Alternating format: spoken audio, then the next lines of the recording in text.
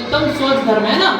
उत्तम सोच धर्म हमें बताने के लिए आया है कि हमें लोभ का त्याग करना है। किसका त्याग करना है? यानी लालच का त्याग करना, ठीक है ना। यहाँ पर हम लिख देंगे लोभ। वास्तव में लोभ है क्या चीज?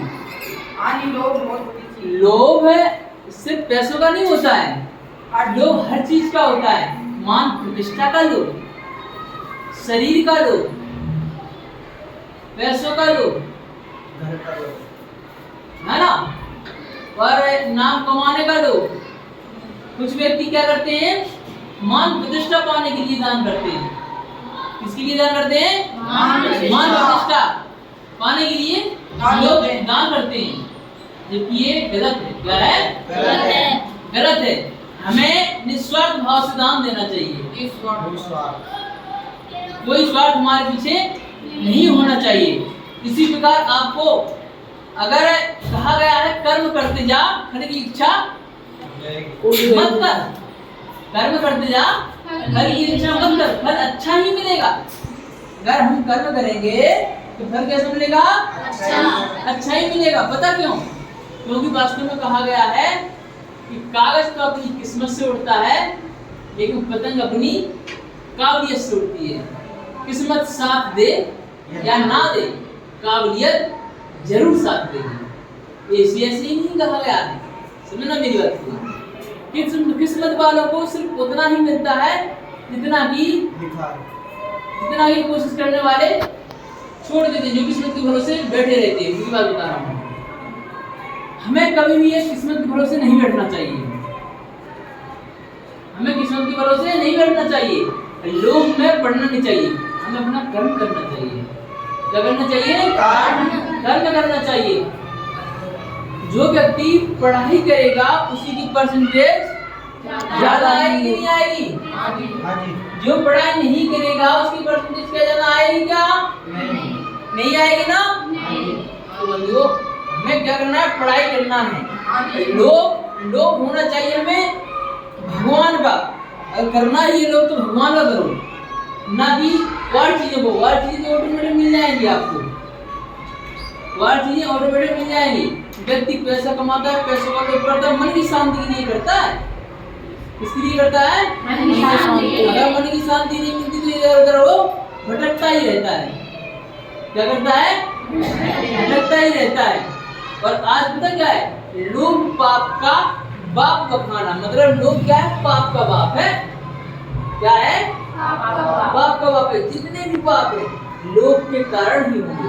जैसे स्पर्शनीय है ना, लोभ के कारण हमें अच्छा गद्दा चाहिए, बैठने को सोफा सेट चाहिए, समझे ना आपको? तो लोभ के कारण आया वो।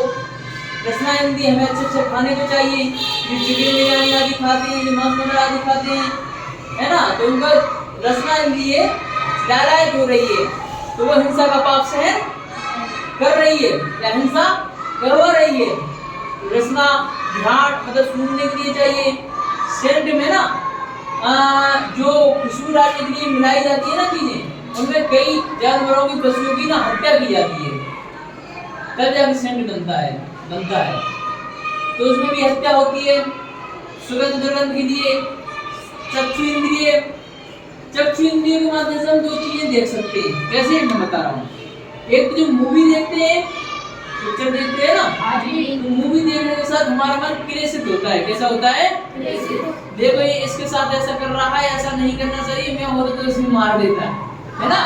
मन में तो विचार आने लगते हैं ना, तो इसने ऐसा कर दिया, गुस्सा अपन को भी आने लगता है। तो अपन के लिए भी अब हमारे भी तो भाव चेंज होते हैं ना मूवी देखते हुए। अगर हमारे भाव चेंज हो गए मूवी देखते हुए, हमें पाप लगता है। क्या लगता है? जो चीज धार्मिक होनी चाहिए तो धर्म की ओर नहीं गई, है ना, तो उसका हमें पाप लगता है। और इसके बाद में तो चक्षुंद्रिय और कर्णेंद्रिय, कुछ लोग सुनते हैं और कर्णेंद्रिय के वशीभूत होकर के, जो सांप है ना, सांप कर्णेंद्रिय के वशीभूत होकर के ही सपेरे के बस में आता है। वैसे नहीं आता है, वैसे नहीं आता है। एक बार क्या होता है कि एक व्यक्ति था। क्या था? एक व्यक्ति था।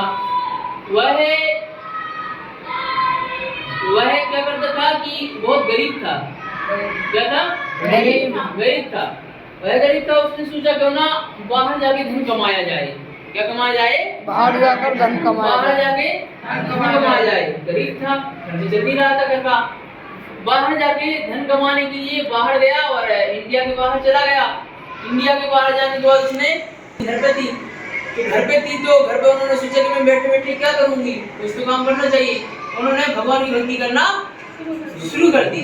जैसे ही उन्होंने भगवान की भक्ति करना शुरू कर दी तो एक भगवान की भक्ति से प्रसन्न होकर के एक उनके मंदिर में हिरण आता था। कौन आता था? हिरण आता था।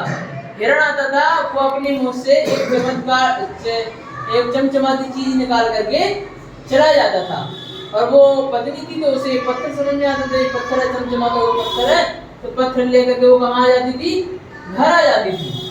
तो बस लगभग 1 साल बाद उसका पति अब इंडिया वापस आया, तो वहां से एक हीरा खरीद करके आया। क्या आया? हीरा तो लाखों करोड़ों का होता है। तो उसने इतना ही पैसा कमाया, तो उसने कहा पैसे अगर हम ले जाएंगे तो मेरे को हमसे छीन नहीं सकते हैं, ऐसा करके हीरा खरीद लेते हैं, तो हीरा हमसे कोई छीनेगा नहीं, क्योंकि उसको हम ऐसी जगह छुपा लेंगे सही तरीके से, छीनेगा नहीं। उसने छुपा लिया। तो बस क्या हुआ कि छुपाने के बाद वो हीरा घर ले आया। तो बस पत्नी ने पूछा कि आपने क्या कमाया है? तो पति ने क्या जवाब दिया? मैंने बहुत अनमोल चीज कमाई है। क्या कमाई है? अनमोल चीज कमाई। अच्छा, अनमोल चीज कमाई है, क्या कमाया है जी? अनमोल चीज में क्या कमाया? हीरा उन्होंने दिखा दिया। उन्होंने कहा ये तो पत्थर है। पति ने क्या कहा? ये पत्थर है, ऐसे पत्थर तो मेरे पास बहुत सारे पड़े हैं। पति का जन्म हो गया, ये ऐसे कैसे? इनके पास पत्थर कहाँ से आए? तो ये हीरा कहाँ से आए इतने सारे? उन्होंने कहा कि चलो कोई बात नहीं, ये कह रही होगी ऐसी, तो चलो चल के देखते हैं। उन्होंने रूम खोला, रूम में बहुत सारे हीरे पड़े थे, जिससे वो पत्थर समझ रही थी। वो पत्थर नहीं थे, क्या थे वो? हीरे थे, उसे पता नहीं था। तो पति को शक हुआ कि इसने गलत काम तो नहीं किया, पर हीरे इकट्ठे किए हो। तो उसने कहा कि तुमने मेरा विश्वास तोड़ दिया, तुमने गलत काम करके हीरे कमाए। उन्होंने कहा आप कैसी बात कर रहे हैं? आपके जाने के बाद मैं अकेली घर पे रहती थी, तो मैं बहुत बुरा करती, तो भगवान की भक्ति करती थी। एक हिरण आता था और वो निकाल करके जाता था, तो मैं जोड़ती रही, तो यार इतने सारे हो गए। पति ने कहा अच्छा ऐसा है क्या? पति ने कहा चलो अब तुम भक्ति करो, मैं देखता हूँ हिरण आता है कि नहीं आता है, ठीक है ना? तो पति देव भी गए, उन्होंने भक्ति करना शुरू की। हिरण आया, एक हीरा निकाल करके चला गया। पति आश्चर्यचकित रह गया कि इतनी सारी भक्ति, ऐसी कौन सी भक्ति है, कितनी भक्ति है इसके अंदर? ये हिरण आया, हीरा निकाल करके चला गया। पति के अंदर लालच आ गया। क्या आ गया? लालच आ गया। जैसे ही लालच आया तो उसने पता क्या किया? उसने हिरण को मारने का प्लान बनाया। किसको मारने का प्लान बनाया? हिरण को मारने का प्लान बनाया। अब उसने क्या कहा? दूसरे दिन क्या किया? कहा कि चलो भक्ति करते हैं। तो भक्ति करने के लिए वो बैठ गई। हिरण आया, हिरण जैसे ही आया पति ने उसके ऊपर वार कर दिया। पति ने पूछा आपने ऐसा क्यों कर रहे हो, इसे क्यों मार रहे हो? तो इसके अंदर जितने भी हीरे हैं सारे एक ही बार में हम निकाल लेते हैं, बार बार तो भक्ति करने की जरूरत नहीं पड़ेगी। हिरण के अंदर कुछ नहीं निकलेगा, है ना? कुछ भी नहीं निकला। जब फिर वो घर पे गया तो घर पे देखा तो जो हीरे जवाहरात थे वो भी क्या बन गए? सांप बिच्छू आदि बन गए। तो लालच बुरी बनाए। हमारे पास जितनी भी चीजें हैं उसमें खुश रहना चाहिए। क्या रहना चाहिए? खुश रहना चाहिए। वहाँ हमारे पास जो चीजें नहीं है उन चीजों की कल्पना करके क्या नहीं कहना चाहिए? दुखी नहीं होना चाहिए। क्या नहीं होना चाहिए? दुखी नहीं होना चाहिए। जैसे अगर हमारे पास साइकिल है, ठीक है ना, तो हम मोटरसाइकिल की कल्पना करके दुखी नहीं होना चाहिए। हमारे पास जो वस्तु है उसमें खुश होना चाहिए। अगर हमारे पास 4 व्हीलर है तो हमें ज्यादा बड़ी गाड़ी की वो नहीं करनी चाहिए इच्छा, उसको देख करके मतलब दुखी नहीं होना चाहिए।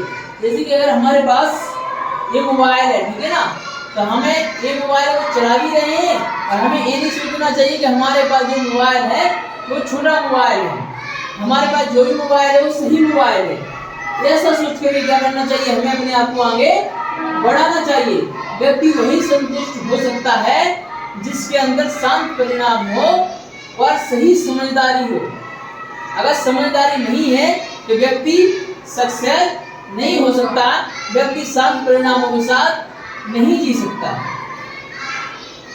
आपके पास कॉपी पेन जितनी भी है उसमें संतुष्ट रहिए। आप ये मत सोचिए कि हमारे लिए इस क्वालिटी की कॉपी चाहिए, इस क्वालिटी का पेन चाहिए, 15 वाला पेन चाहिए, 20 वाला पेन चाहिए, नहीं। अगर 2 रुपए वाला, 3 रुपए वाला भी है उससे भी लिख सकते हैं, 5 वाला है तो उससे भी लिख सकते हैं।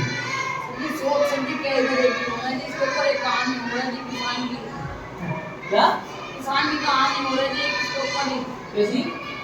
मेरी एक किसान रह रही थी, वो बहुत ही गरीब रह रही थी, तो बता मेरे लिए वो उसकी फसल वैसे थी तभी उसकी बात नहीं कर रही थी, उसकी तो अपने दवाई से तो खाता होगा और उसकी घर की काम कर को रोज बुला के लिए सो गई थी। तो बेटा क्या करना है तुम्हें, इस तरीके से आगे बढ़ना है। तो आज कौन सा धर्म आया है? उत्तम सोच धर्म। आज हमें किसका त्याग करना है? लोभ का, लालच का त्याग करना है, ठीक है ना? करोगे सभी लोग? हर प्रकार की लालच का त्याग करना है। लालच ही एक ऐसी है जो सारे पाप अपराधी, हिंसा, झूठ, चोरी, कुशील, परिग्रह, लालच ही सारे पाप करा दिए, हिंसा भी करा दिए, झूठ भी करवा दिए, कई जगह हिंसा, झूठ, चोरी भी करा दिए। समझे बात को? उसी परिग्रह बहुत सारा इकट्ठा करा देती है। लालच व्यक्ति जो होगा वो संतुष्ट नहीं रह सकता किसी भी कीमत पे, समझ गए? इसलिए हमें ज्यादा लालच ना करते हुए जो हमारे पास है उसमें संतोष रहना है, ठीक है ना? चलिए बहुत बहुत धन्यवाद।